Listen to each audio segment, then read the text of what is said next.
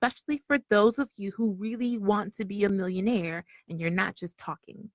If you're just talking, then there's a club for that. They look great. They wear all the t-shirts that say that they're a boss and they're doing nothing.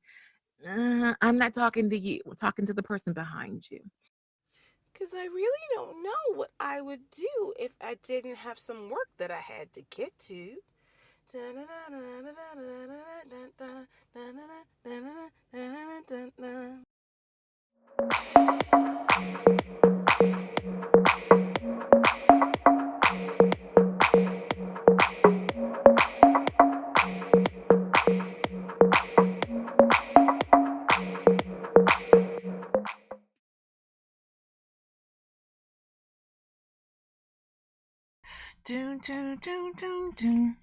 Kudos once again out to our producer, Christina, here in the Imagine Media Lab for putting together that lovely intro. Did you like the music? Dun, dun, dun, dun, dun.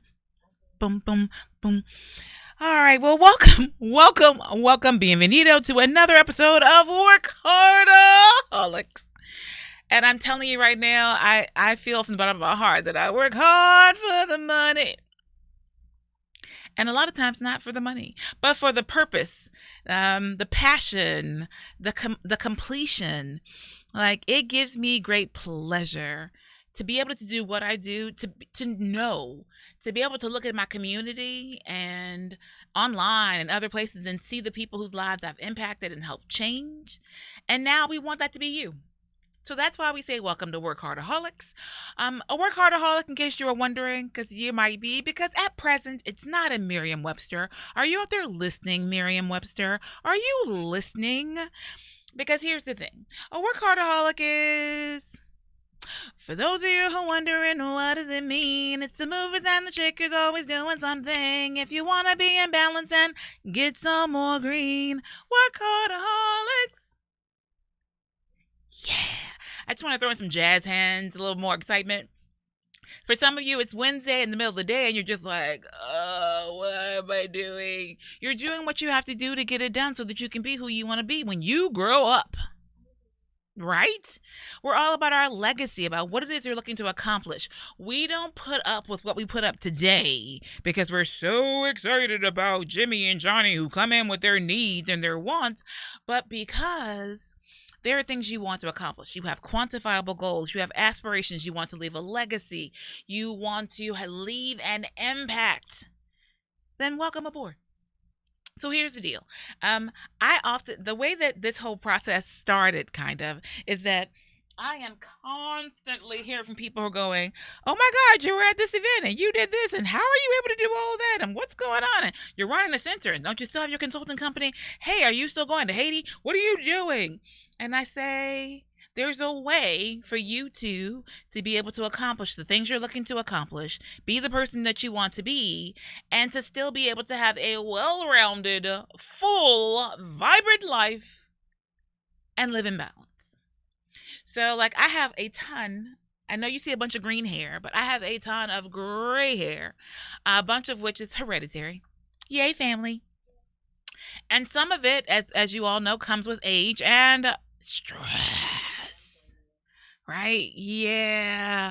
And so we're trying to decrease your levels of stress, help you live in balance, help you live, like the past 2 nights, I have not slept well. I've been up like each morning around 3 a.m. That's uno, dos, tres, 3 a.m.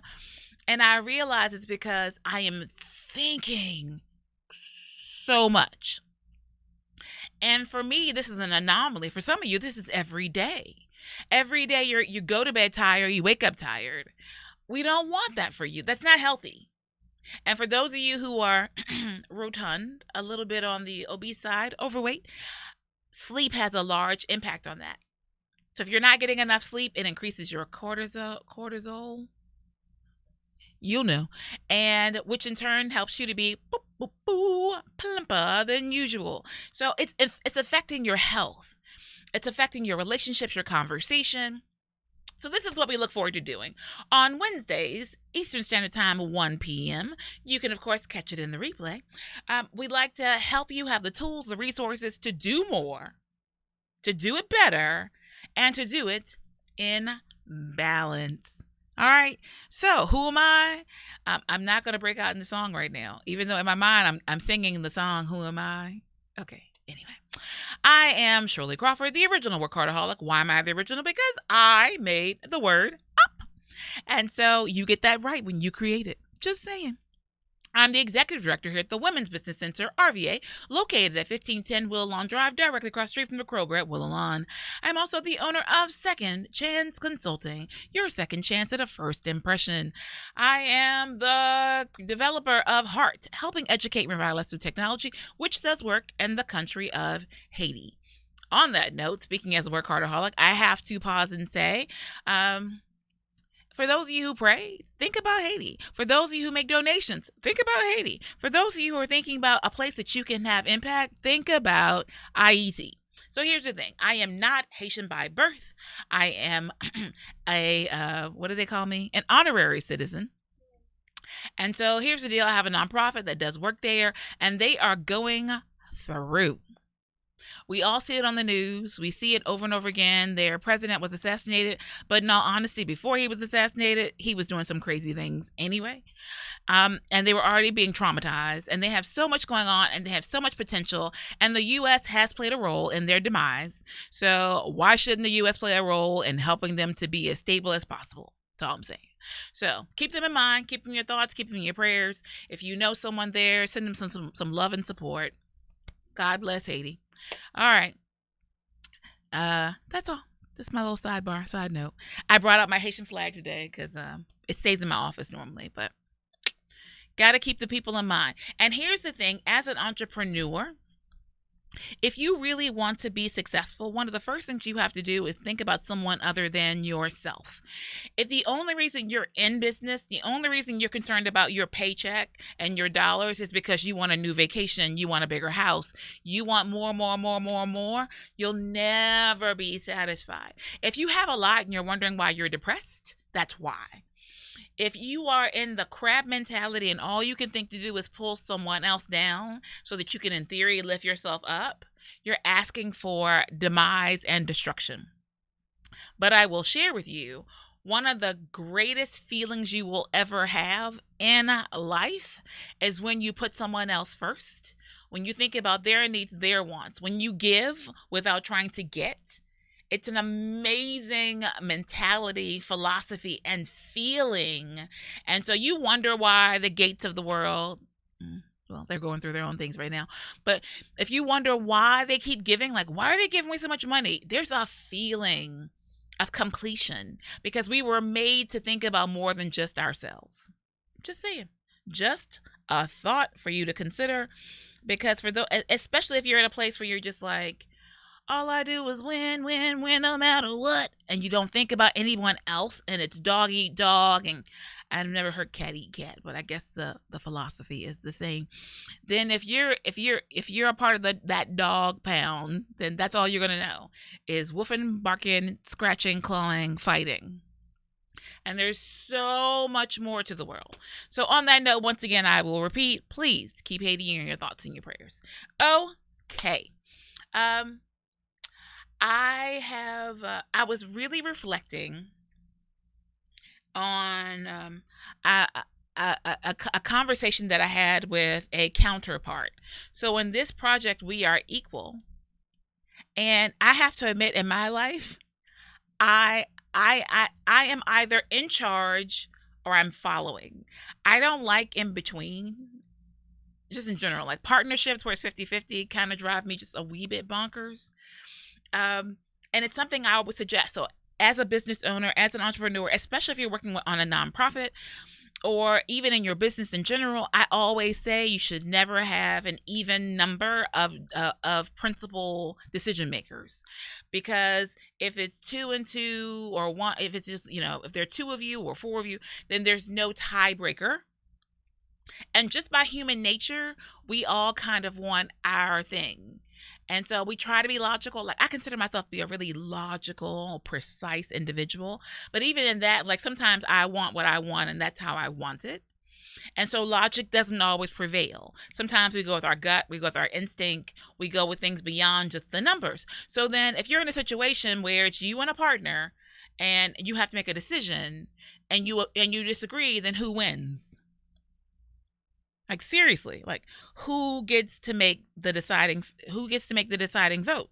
And so that's part of the reason for me that, like, for example, here at the center, all right, Ty and I are partners. Ty has her set of things that she oversees, and I have my set of things that I oversee. I can have very strong opinions about something that Ty is doing, but the bottom line is, when we set up our structure, the bottom line is, if it's her area, she gets the final say. Period. The end.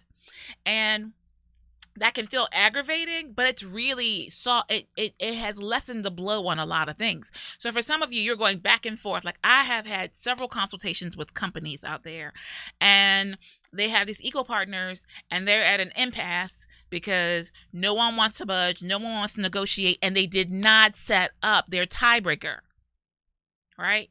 You can even consider this in your relationships. Like, who is your tiebreaker? Who do you trust to have the outside voice to be able to say, this is the final answer? Done. All right. And so that's part of, like, I'm all about it when we're setting up businesses, setting up your board of directors, setting up for any partnership. I always like it to be an odd number, or for you to have established in advance who's your tiebreaker. Because here's the thing that happens. When you're starting a business, it's very much like a honeymoon, right? Everyone loves everyone. Everything is beautiful. Everything is wonderful. Like, everything about you is amazing. Oh my God, I love the way you part your hair on the right-hand side. Oh, it's so beautiful. It's so amazing. Look at your hairline. And then when you're angry, it's like, why don't you ever consider parting your hair on the other side, your stupid hairline? That's what happens when we're adding in a different set of emotions. And so while you're still in the everything is beautiful, I love everything about you, in your business, in your relationships, that's when you set up what we call your prenuptial agreement, right? You set it all up when everything is lovely. And so in that structure, you're setting up to say, as I said with, like, Ty and I here at the Women's Business Center, Ty's area, that's her area. And she will happily tell me, Shirley, you're in my lane. Yes, she will. She'll be like, Shirley, you're in my lane. Go back to your lane. And so it's her right. No matter if she does say it rudely sometimes. Do you hear me, Ty? I'm waiting for her to pop her head around the corner, but yeah. But it's her right. And that's the thing. If you all set up that, if you have your structure together from the beginning, there is no drama. All right? So just things to note when you're talking about setting up for your business, setting up for your relationship, setting up your boards, etc. And so in that piece, even in those partnerships, as I was saying before, I'm currently in a project with someone, so we're equal partners. There is no tiebreaker, unfortunately. It's a temporary project. It just is what it is.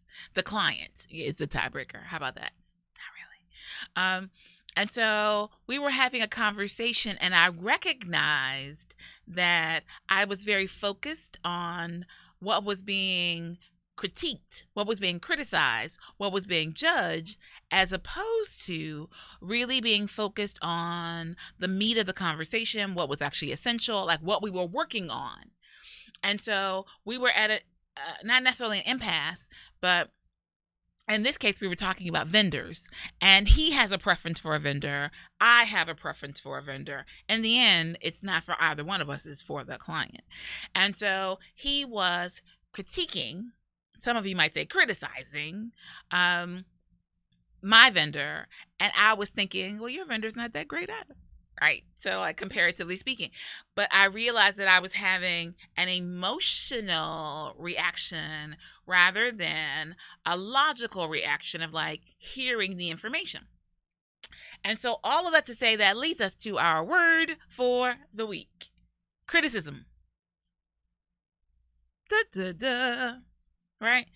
Nothing all that. It's not that complicated. We've all heard the word before, but I was really, you all know I geek out. I love my words. And so I was really thinking about the fact that criticism, critique, critical, they're all tied in together.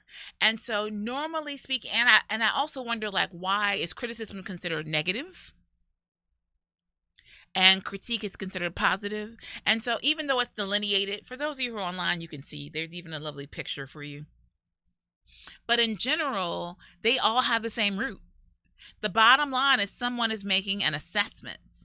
And so I really believe the difference between criticism and critique is how you internalize it. Like, really, at the end of the day, I know that the dictionary takes the time to delineate the differences between the two, but I firmly believe, and this is what Shirley believes, happy to tell you all about it, I firmly believe it's an internal mechanism that determines for you what is criticism. Like the fact that you have to clarify to say literary criticism, which is actually the equivalent of a review, as opposed to a judgmental piece, is what is considered in everyday life. Normally, if someone says that you're criticizing or that it's criticism, it's a negative commentary. But really, at the root of it, critiques and criticisms are the same. It's all about making an assessment and evaluation. Oftentimes, critiques are considered if it's in your area of expertise. So here I am, a small business consultant extraordinaire. That's right. We've been talking about the fact my old business cards used to see small business whisperer. I still love that. Yeah, I think I should bring that back. I still like that. The small business whisperer. Don't take my stuff. That's mine. And so if I am coming to you with an assessment about your business, your marketing plan, your finances, like your new goals, aspirations, thing you're looking to accomplish, it's not necessarily considered a criticism. It's considered a critique because I'm a subject matter expert. But it feels like a criticism when I tell you your baby's ugly. And I do say that a lot. There's just no shortcut to that. So a lot of times for those of you who may or may not have a business, we talk about partnerships like marriages, and we talk about the product of those partnerships or those relationships to be a baby, which is your business or your new business idea. And you take it from the nascent stage of being a little baby where you have to protect it and possibly put it into an incubator. So just like when babies are born, and if they don't have everything function the way that it should on their own, they're placed in a safe place of an incubator where it's separate from the rest of the world, but they can see the world, but they can't touch it, and the world can't touch them, to keep all the bad stuff out, all the germs. Sometimes the incubators are really extensive, and even the parents can't touch the child, that kind of thing. Well, they have the same for businesses. There are business incubators. There are accelerators, the whole nine. The bottom line is that when someone tells you, right, that your baby is ugly, people don't like to say that. Like in general, it's considered rude. And I don't know why it's considered rude. I mean, if it's a fact, it's a fact. Admittedly, it's an internal assessment. So like green is my favorite color, in case you did not know. All right. You might look at my hair and see like Ronald McDonald clown hair. I don't know. That it's a personal assessment, but you have every right to that assessment. Just know that it's my hair, and I get to figure out what I'm going to do with it. As a consultant, my critiques or criticisms for your business are because I am looking at an end goal that you have expressed that you desire. So like the fact that you actually want to make money. So in that, I would help you not to run a hobby, but a business. But if I think that what you have is a hobby, I will spare my time, which I value greatly, and charge hundreds of dollars for per hour. I will spare that and spare you potentially getting a second mortgage on your home, or, giving up your real kids, college fund for a business idea that I think will flop. And so in that case, I often will say, hey, your business baby is ugly. Right? And so when we talk about critique and criticism, there is no way for you not to take that as a criticism. There's just no way for me to tell you, hey, you've been working on this business for 5 years. You've invested all this time and money, and what a waste of time it is. It will never make money. I see no way whatsoever. The percentage of it being successful are very low. I never say things like, you're stupid and you should have never come up with that idea. I don't go, that is just harsh.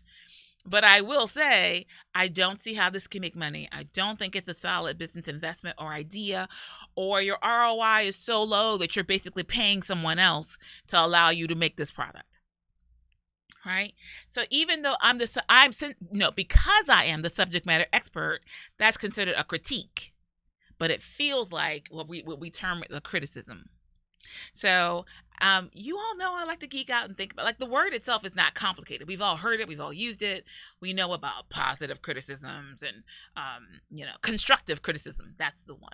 And the thing is, it's still criticism. I'm still telling you that either I find fault or that the way that you're doing it, I think there's a better way. There's a proverb that I live by because I recognize that I am one of those. I recognize I'm one of those people. I'm introverted, for one, and two, my communication skills are different than other people. So, like, for example, if I am speaking, right? So if I have an engagement and I'm speaking, and speaking is the time that I want this the most.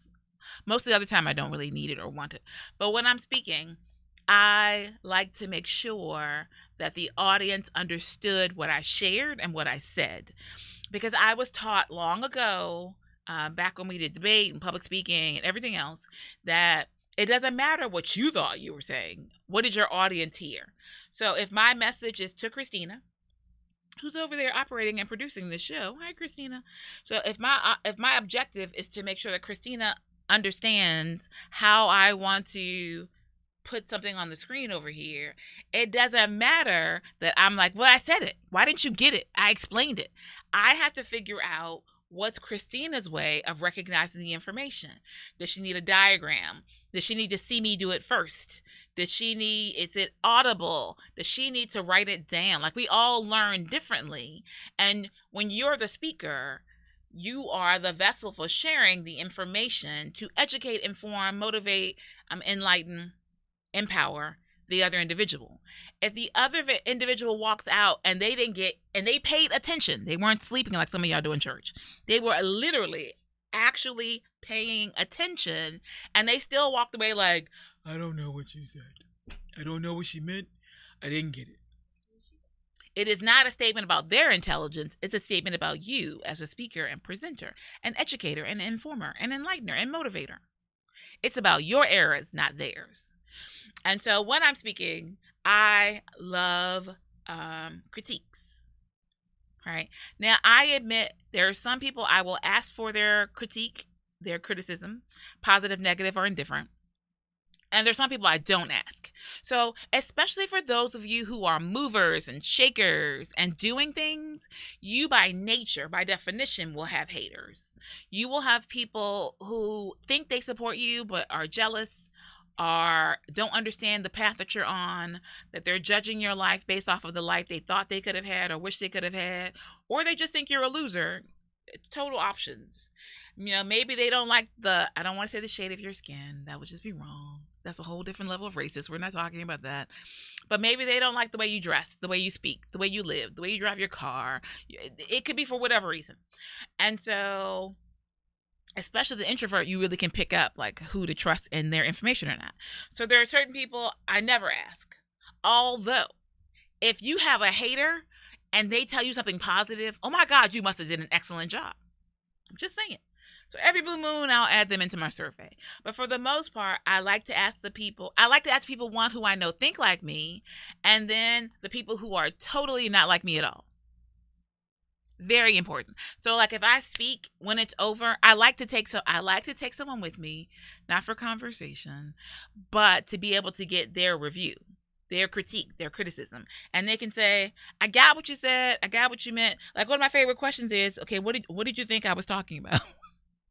Like, what did you get out of what I said? Like, what were the highlights?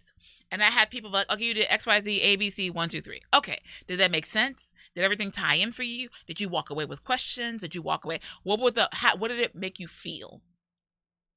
All right. And for me, most of the time, if I'm teaching, there's always a call to action. So if I'm teaching and you walked away and like, oh, that was really entertaining. Okay, well, what are you going to do with what I said? And your answer is, huh? Then I still know that I failed. So for me, that's one of the ways that critiques are very, very helpful for me. My problem for some of you is that you have a high level of sensitivity. And so you're not able to take criticism or critique. And that's really difficult because even if you are an employee, that's what your evaluation is for. Some people seek out that 360. I love a good 360 review. And I didn't realize everyone didn't do those. Like at GE, 360s are like normal. And I learned later on that everyone didn't even know what a 360 review is, let alone did it. I was like, what? For those of you who don't know, a 360 evaluation or review means that you, as the individual who is being evaluated, are the nucleus. And the people that you touch and interact with around you all get an opportunity to feed into your evaluation, an assessment about how you're doing what you do. But you also have an opportunity to share your evaluation, your thoughts, your concerns, specifically regarding your boss, your department, and the work that's happening within your organization. And so I think that's very valuable. I think to myself about long ago, I was applying for a position that I was not qualified for, like not even a little bit, but it sounded like my dream job at that time. And so I was like, you know what? I'm a bold one. I'm just going to go apply, and no big deal. I'll apply and I can at least, see more about it. Maybe when I'm ready for it, they'll remember me and they'll have a file and it'll happen. So I went in and this is like eons ago. And so I went in, and I had my resume on my pretty paper and matching envelope, the whole nine, how you do. And then but you had to still go in, like, it wasn't a state job, but the state used to make you still had to fill out their application. So this particular company, you still had to fill out their application in addition to having your resume. So I went in for my interview. I went in to fill out the application. It wasn't time for the interview. I went in to fill out the application and to submit with my resume. And so, of course, I dressed to impress because you never know who you're going to come across. And the receptionist is the one who gave me the application. And so I thanked her. I think I talked to her for like a minute. Now, I'm introverted. We're not that chatty, but I'm polite. She's, I respect people at whatever role they have within a company. Just FYI for those of you who don't. And so I got a call to come in for the interview. I couldn't believe it. I'm trying to tell you, when I tell you I wasn't qualified, I mean, not even a little bit. I was not qualified. But I was like, oh my God, this is an amazing job. I'll just apply just because. And so I went in, I did the interview. And when it was over, the guy I interviewed with was like off the record, just chatting with me. And it was clear off the record, which FYI, for those of you who are doing interviews and you like to have sidebar and commentaries, I am famously known for having off the record conversations after the interviews, depending on the person. Normally, I only do it when the person really blew it, and I just want to give them a critique that they can utilize for the future. But I will make it clear and state, okay, this is off the record. Sometimes I record them so that if it ever does come up in court, I have documentation. Because people can, literally, it's so easy to sue you now. And so I'm trying to give you help and advice. It's like people who sue you when you give them the Heimlich maneuver and they broke a rib. And so, but they help you live, but you sued them for breaking your rib, which is why a lot of people stopped giving CPR and the Heimlich maneuver because there were too many court cases. So that's why they let you sit there and die rather than help you, because they're afraid you're going to sue them for all they're worth. FYI. Okay, so on the HR side of that, so like I said, I would do my little critiques after. So this gentleman did that for me. So when it was over, he was like, "Thank you. If you don't mind, have a little off the record conversation with you." And I was like, "No, I appreciate feedback. I appreciate critiques and criticisms, because even if they're harsh, more than likely there's probably a shred of truth in there somewhere that I can utilize to grow from love." All right. So in this case, he tells me that he really did enjoy the conversation, that I had an amazing personality, that I had a lot of insight, and he could see that there were things in me that could be developed to grow into, greatness. Grow into greatness. I think that's a book title. I might have to write that. And so I appreciated his critique and his criticisms. And he said, but in all honesty, you're not qualified for this job. Not at all. Thoroughly enjoyed the time with you. And I was like, okay, well, exactly why was I even allowed to come in? I was like, I was surprised you all even interviewed me. And he said, in all honesty, the receptionist demanded that we interview you. And I was like, what? And he's like, yeah. She came in and handed your resume over along with your application and said, basically, you will have to interview her. I don't care what it says on paper. You must interview her. And I was like, oh my God. And that was one of the first times I had a lesson about the doorkeepers, gatekeepers. That's what they're really called. And so the importance of the gatekeepers and how they're the ones who determine who sees who and whatever. Like I think about even here at the center, when you call here for me, as much as I love you all and I love to give that free consultation that we offer and I love to be of assistance, I have a lot going on. And so I don't have time to talk to everyone. And so Martha has to be my gatekeeper. And so she'll send me a message and say, so-and-so's on the line and wants to talk. Or if she really wants me to talk to you in particular, she will harass me. And so she'll be like, Erica called you again. Have you called Erica back yet? I'm like, oh my God, who is Erica and why do I care? That is the power of your gatekeeper. So all of that to tie back into when we talk about critiques and criticisms and who we value and who we don't value, it's a good thing to recognize that there are people at play who are as important to you, if not greater, and you want to make sure that when you're giving the message that everyone understands it. So make sure that your message is understood by your target market. Right? I'm going to give one more example and then I promise we're moving on. Eons ago, long ago in a land far away, I used to do some consulting for the Richmond Police Athletic League. Hey, fellows.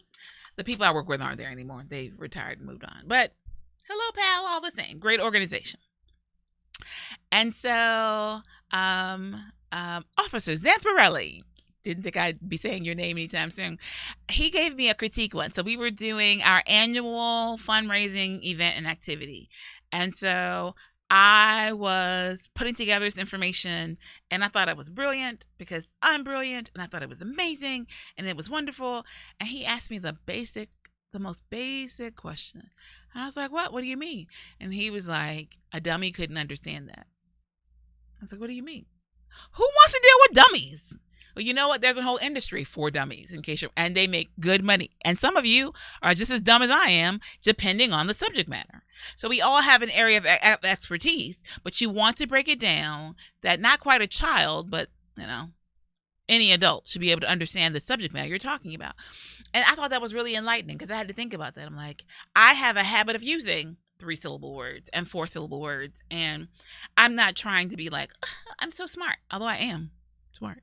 But that's not the point of it. It's just that for me, that's the convenient shorthand of explaining what I need. And so with that in mind, if your audience doesn't understand what you're saying, all you did was waste your time. So I respected that critique and that criticism. And so for each of you, that's the beauty of surrounding yourself with people who will critique and criticize to help you be better at all that you desire to be. Okay, so on that note, speaking of critiques and criticisms, like you didn't know how far I was going to go with that? Me either. I talked about that a whole lot longer than I intended. But somebody needed that information. You're welcome. You're so welcome. Okay, but on that note, talking about our book it moment for this week. The book is Crafting a Business, Make Money Doing What You Love by Kathy Fitzgerald. How does that tie into criticism and critiques?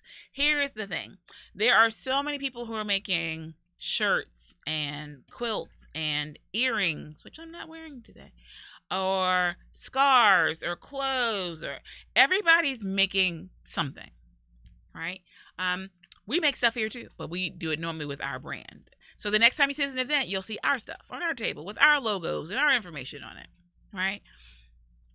And so, but the way this industry works, it's very subjective. So if I'm out here and I want a t-shirt, like what do I want right now? I'm trying to think, what do I really what I want is a sublimation printer. That's a whole other story. But if I'm out here and I want a t-shirt, and you sell t-shirts, and they sell t-shirts, and they sell t-shirts, and they sell, everybody and their mother sells t-shirts. Like, for real. It's a really easy industry to enter, and not, it can be quite lucrative. I sell t-shirts too. See? So with that in mind, the thing that makes a difference for you versus someone else is your ability to take critiques and criticism and then develop accordingly. So like my first design that I wanted for a shirt was really a shirt for me, and it was our logo, right? Which I designed. Isn't it lovely? And so first of all, when I designed our logo, I sent it out on Facebook and other platforms and said, what do you all think? Because I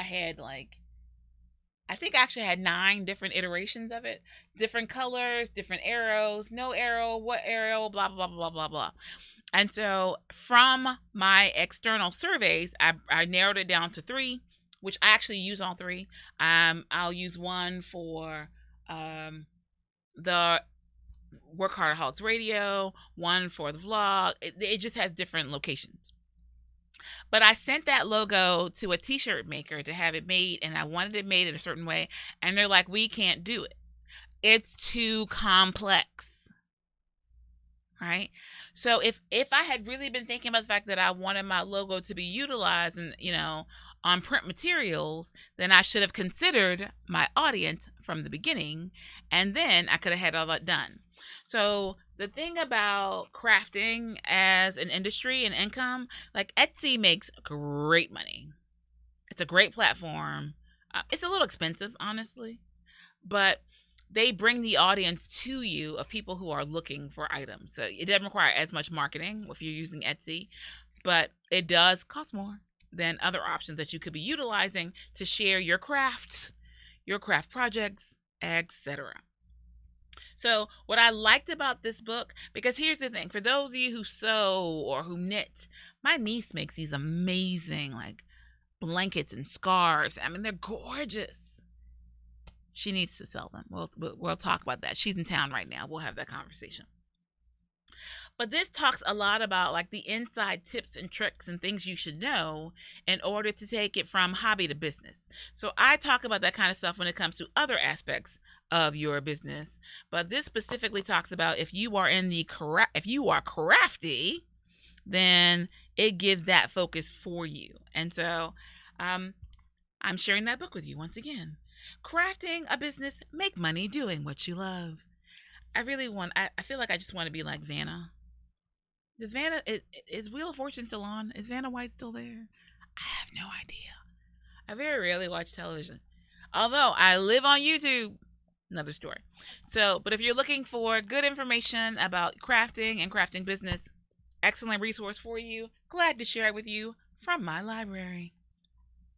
All right. So at this point, for those of you who might be crafty, you might be working on your business, you might be the leader of the PTA, you might be a CEO or VP or leader in a Fortune 500, whatever the case may be, we want you to be empowered. So we want to share with you the fact that coming up in like 2 weeks, my goodness, 2 weeks is the EmpowHER Conference. Everyone likes to say empower her, and it's not. It's EmpowHER with a capital HER. And so here's the deal. It's coming up August 5th through the 7th, right here in good old Richmond, VA or RVA. So August 5th, there's a VIP reception at the Cultural Arts Center at Glen Allen. And so during that time period, there will be music and alcohol and adult beverages for those of you who consume those, orders, networking, and some, listen to me closely, some great photo opportunities. So you don't want to miss it, but there are limited tickets for that. That's the Glen Allen. That's the Thursday, August 5th at the Culture Center at Glen Allen. And then the Friday is the jam-packed day. So Friday at the Bird Theater, right near VCU and VUU and close to downtown.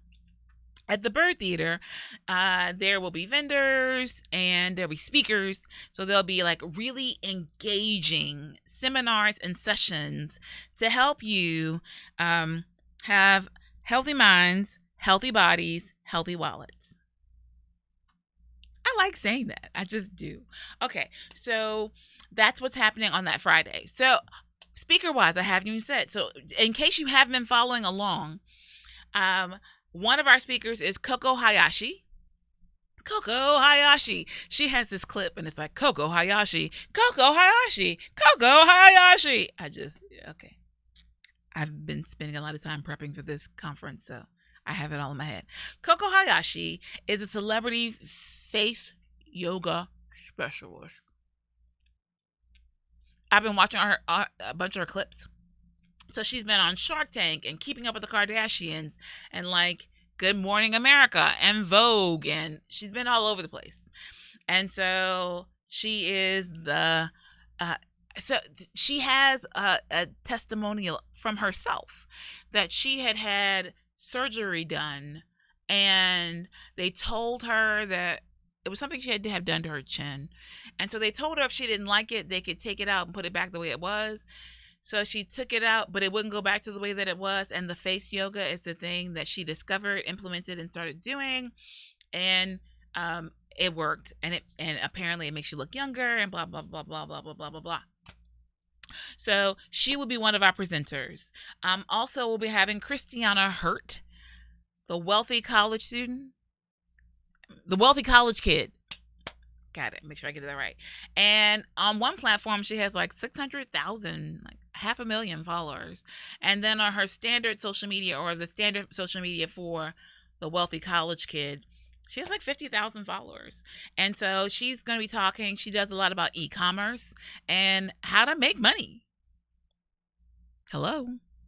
How to make money and not have to do the 9 to 5 like most people. So she'll be participating. Excited to have Rita Ricks and Susan Nolan. I'll be sharing. There's a bunch happening. So that's all Friday during the day. So that is 9 to 5. I actually think it's 10 to 5. And so there'll be a little lunch break so you can go experience the wonderful food offerings downtown in Carytown. That's uptown, isn't it? Anyway, in Carytown. And then, I don't know why this section excites me more than the rest. I mean, I love the rest. But I am particularly excited about this segment that I'm going to tell you about. And possibly because I don't think anyone has ever set up a conference the way that we're setting this one up. So I think that's part of it, why I found it so exciting.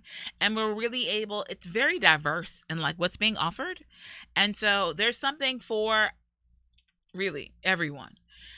So at 6 p.m., so if you have your conference ticket, this is included.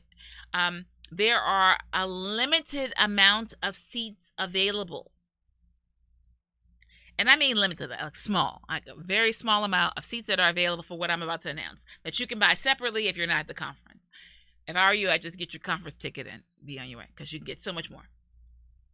So Friday, August 6th, at 6 p.m. at the Bird Theater, we are having the Femme Filmmakers Festival. Dun, dun, dun. Very exciting. So it will be Tamika Lamison and Mel Jones. And they are filmmakers who are from Virginia. They currently live in Hollywood, but they're from here. So I think that's why they support.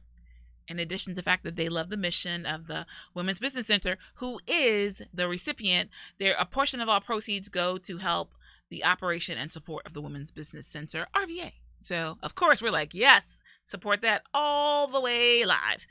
So, Mel Jones and Tamika Lamison, and funny story about me. When I went to New York, I go to New York all the time now, but one of the first times I went, first, second, third, whatever, in the early years, eons ago, I went to New York and I opened up the paper and I was like, oh, let me see what I want to do tonight. I was there at the group, but introverted, I always go off my own. And so I saw Tamika's face in the middle of the paper and I was like, oh my God, I know her. I mean, I had met her. I'm familiar with her. Great lady. And so she was in For Color Girls Who've Considered Suicide When the Rainbow Is Enough on Broadway with the original director of said of said play. So, and it was amazing. Since that time, she has gone on to great heights, and she has done films, and she's produced, directed, starred in all kinds of things. She's also the founder of the Make a Film Foundation. Please go look it up. Right now, she just had a piece that was in the Tribeca Film Festival. So amazing. And then Mel Jones, who I only recently found out had been written up in Richmond Magazine like eons ago. And so I'm on the bandwagon now, though. But like, she's been written up everywhere. She's won all kinds of awards. She's produced all kinds of stuff. She has a ton of stuff that's on Netflix right now. And so, like, amazing. She also participates in a group called We Are Invisible, which is all about like diversity in Hollywood. And so, I mean, this is a powerhouse of women that we're bringing to you here in Richmond. So you can't say, in Richmond, we never have, I have to go to D.C. or I have to go to New York or I have to go to, I think Charlotte. It's the other place that people like to go to. We're bringing it to you right here in Richmond. And then for those of you who are not in Richmond, we're bringing you a streaming option. See? We think about you. And then,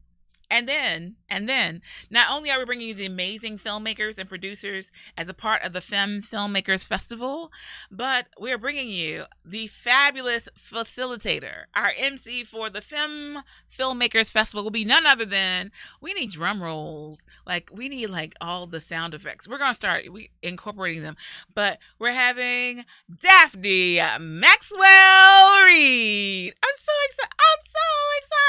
I just think this is, I'm like, oh my God, who has this kind of caliber of stuff? We do for the EmpowHER Conference. You all don't want to miss it, I'm trying to tell you. And then there's other stuff happening. Can you tell like which parts I'm the most excited about? Like there's I believe, there's a rooftop party or something happening as well. Like there's an after party. Yeah, that is what it is. But did I mention we have Daphne Maxwell Reid, in addition to Coco Hayashi and Christiana Hurt and Tamika Lamson and Mel Jones. Are you serious? Yes.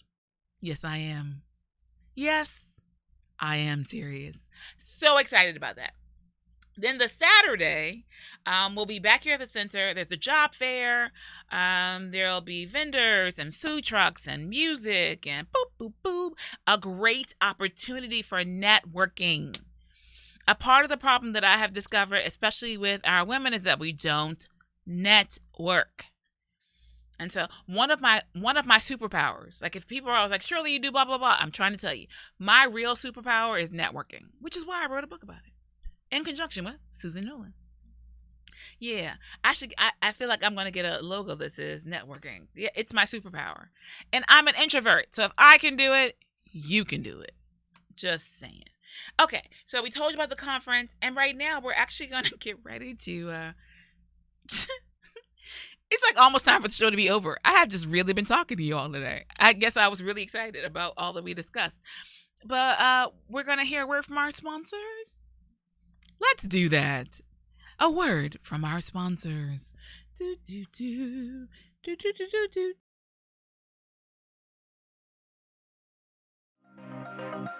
Ladies, are you looking to move your office from your kitchen table to a space of your own? Are you ready to take your business to the next level?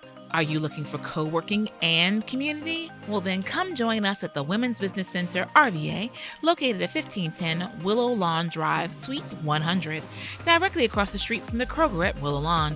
Visit us on the web at wbcrva.com or on social media at WBCRVA. When you're ready for more than just office space, come join the WBCRVA family. Let Socialita help your business stand out from the crowd by building your brand success through social media management. We're located at 1510 Willow Lawn Drive, Suite 100. Our website is www.socialitarva.com. You can also give us a call at 804-484-2001. Again, Socialita.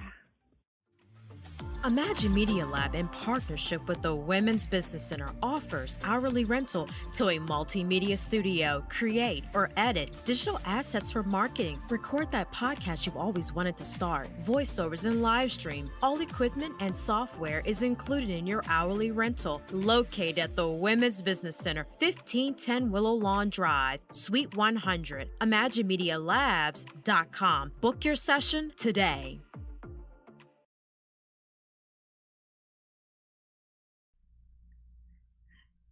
I'm staring at Christina's screen. Christina has you all don't get to see the behind the scenes of what happens here in the studio, but there's gadgets and it's really neat. And as a geek, it's very distracting. I'm just saying. All right. Well, truth be told, we are winding down. I'm so sad about that. And we had lots we had to cover. But if you take a peek for those of you who are watching this, if you can take a peek at the screen, you'll get a chance to, see some things that are transpiring with regards to WorkHARDAholics. I love it. I love our intro and our outro. If you all haven't seen them, I love them so much. Christina did them. I just got to critique. Get it? Critique, criticism, critique. Okay. So as I mentioned about the EmpowHER Conference, you all need to register. I tell you, everything I do is about a call to action. So a lot of effort has gone into bringing you something really valuable. So I highly recommend that you go register. I believe we will sell out. There are streaming options as well, but there are extras that you get for being in person. One of the extras you get for being in person that we talk about whether or not you're going to get it if you stream, but I don't think you will. So in addition to the Thursday, the Friday, the Saturday, the film festival, the festival, the job fair, all the speakers and everything else, there's an addition. There's an addendum that I've never heard anyone doing before. So I think it's really, really unique and kind of All right. So here's the deal. Every Monday for 4 weeks, every Monday after the conference, I believe at 6 p.m. Eastern Standard Time, there will be a breakout session. So there is a cooking hour with Chef Wendy. I believe there's an actual workout. So there are different segments and sessions that are happening. There's a business one. There's an entrepreneurial one that's happening. So each week and we'll send the schedule out for those of you who are for those of you who are invited to participate, we will be sure to send you out those links. But I thought that was exceptional. And part of the reason why it happened was because even though technically speaking, we have an all clear for socializing and coming together, we also recognize that there's the Delta variant and things are still happening, and people who say they're vaccinated aren't really vaccinated. And so there's a lot happening, and we do not want to be a spreader event. We want to spread wisdom and joy and tranquility and empowerment, not coronavirus. So with that in mind, we are limiting how much seating. So I think we're using 1/4 of the Bird Theater for seating. So there's that. And then we're offering a streaming option. And then where normally you might have had a main speaker and then go off to the side and pick a workshop, we're going to have those workshops for you online, and you'll get your links and all that information. So the website is Our EmpowHerment, OurEmpowHerment.com. You can register there. You can find out more information. You can stay up to date, follow the social media so that you can be informed and aware of what's happening. Please don't come to me later and say, I can't believe I missed it. I'm going to say, I can't believe you missed it either. Also, when tickets are gone, they're gone. So for those of you, we talk about networking and having resources. Here's the thing. I don't necessarily have, I do have some pull, but I don't necessarily have oh my God, the keys to the city per se. But when you network and connect, if there's an event and I want to go and it says it's sold out, I very rarely pay that any attention. When that happens, I will go to LinkedIn. I will go see who the sponsors are. I will see who created the event, and I will reach out, connect, and contact. I'm like, okay, come on now. You got a ticket out there. And I have actually gotten tickets for events after they were over, and sometimes for free, and sometimes from people who didn't even know me at all. let alone for the ones who do know me. I'm just saying. But in this case, that won't work. So when the tickets are gone, I don't want any animosity towards me other than that I deserve. I don't want any hard feelings. So when the tickets are gone, they really are gone. So there might be a couple caveats if like a sponsor or someone hasn't used their tickets, but that's it. But when the site says, when Eventbrite or whatever we're using, the website, if it says tickets are gone, then feel free to pick up a streaming ticket. And then depending on how great this is, we'll do it again next year. Woohoo! Okay, so on that note, literally, we only have a few more minutes. We're about to say goodbye. But before we do, I do want to go over our work hard, play harder moment. Why? Because it ties into everything we've already talked about. Here's the thing. So I talked about like if you're crafty, if you're in crafting, you have to be open to criticism. If you're in business, you have to be open to criticism. You have to be open to it. And so like when you get a package in the mail and there's like handle with care or fragile, I'm here to tell you, as a business owner, as an employee, as a participant in your community, as whatever you're in, you can't afford to be fragile. You just can't, because you'll break. And then there'll be no use for you anywhere other than the garbage. You can't be fragile. You can be sensitive. You can be aware. And sensitivity does not mean that everything you say to me, it hurt my feelings. It means that I am open to listening. I am sensitive to you. I am aware of your thoughts, your feelings, your emotions. I'm aware of someone else other than myself. I am sensitive to those in my community and those around me. Even if I make a decision that doesn't please them all, I am aware of what's going on with them. So as a business owner in particular, if you're selling ice cream and no one's buying, better yet, y'all know I love good marketing. There's a commercial. It's probably Liberty. Liberty people, you have amazing commercials. God bless the rest of you all. But really, Liberty, your commercials are Liberty, Liberty, Liberty. Great commercials. So they have a commercial where the guy is like, I'm the greatest. I am so unique. You guaranteed, satisfaction guaranteed. And he's selling wet teddy bears. Like he has the hot dog cart and he looks like a hot dog vendor. But when he hands the guy the item, it's a wet teddy bear. And he's like, if you're not satisfied, I'll be sure to give you another. I didn't want the first one. All right. And so if you're at a place where no one can tell you, hey, dude, you're spending your money because you had to have a vendor license. You have to be out here legally. You're buying the teddy bears. You bought the cart. You buy the uniform. You're doing all this stuff. You're spending all this money and no one wants what you're selling. If no one tells you, or worse yet, if everyone says, oh, we love you, so we'll buy it, and it's trash, and then eventually you realize that you spent all this money, you got a second mortgage on your house, you're doing all this stuff, and your business baby is ugly. I mean, petrifyingly so. Like, should be wrapped in plastic, put behind a safe, and never seen by the world. Like, ugly. But no one tells you. Everyone's just like, you say, well, what do you think about my newborn? And they're going, oh, that's so sweet. Yeah. And in part, it's because they're going, do they think you're too sensitive? Do they think that you're so fragile that you can't take the truth? That they'd rather you go broke, be broke, busted, and disgusted, rather than tell you the truth of the matter is, for me, I think what you're selling doesn't make sense. I don't understand it. Like, why would anyone want that?